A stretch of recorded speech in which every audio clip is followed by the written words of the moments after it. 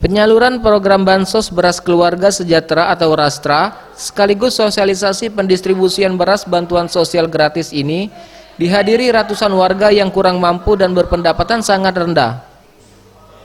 Di mana beras bansos keluarga miskin ini akan disalurkan mulai dari periode bulan Januari hingga April mendatang sebanyak 25 ton yang rencananya akan disalurkan kepada 24.070 kepala keluarga penerima manfaat.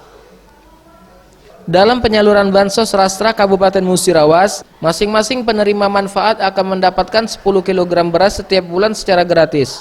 Ini membantu keluarga prasejahtera supaya dapat manfaat ini, dan kita tidak distribusinya langsung ke desa-desa. Jadi mereka tidak kesulitan harus ngambil, tapi kita membuat titik distribusi di desa-desa. Ada 213 titik di seluruh kabupaten. Bulog mengaku dengan dilakukannya penyaluran Rastra yang langsung didistribusikan ke desa-desa agar warga tidak kesulitan lagi untuk mengambil Rastra. Dalam penyaluran beras Rastra ini, pihak Bulog juga telah menyiapkan 213 titik yang disebar di 14 kecamatan yang ada di Kabupaten Musirawas. Tim Liputan, Sriwijaya TV.